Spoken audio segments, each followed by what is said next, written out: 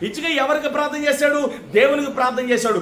ఆ రాత్రి దేవుడు తన దూతను పంపించి యుద్ధం చేస్తే 1,85,000 మందిని దేవుని దూత చంపేశాడు.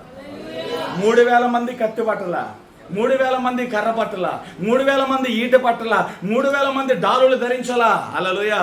ఈ 3,000 మంది పక్షముగా, హిజ్కియా పక్షముగా, దేవుని ప్రజల పక్షముగా పరిశుద్ధాత్ముడు యుద్ధం చేశాడు అక్కడ. హల్లెలూయా. ఈరోజు నీకు భయం కలుగుతుందో ఉందంటే, నేను ఒంటరివాడిని, నా జీవితంలో నేను ఏమి చేయలేకపోతున్నాను అని నువ్వు అనుకున్నట్లయితే అక్కడ నువ్వు ఆగి దేవుని పిలువు. ప్రభువా, నేను ఒంటరిగా ఉన్నాను, నేను చేతగాని వాడుగా ఉన్నాను, నువ్వు నా జీవితంలోకి వచ్చి నన్ను బలపరచు ప్రభువా.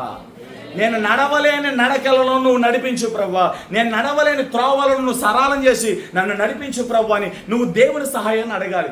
ఏ వ్యక్తి అయితే దేవుని ఇష్టముగా పిలుస్తాడో, ఇష్టముగా ఆహ్వానిస్తాడో, ఆ వ్యక్తి జీవితంలో దేవుని నడిపింపు అనేది కనబడుతుంది. హల్లెలూయా.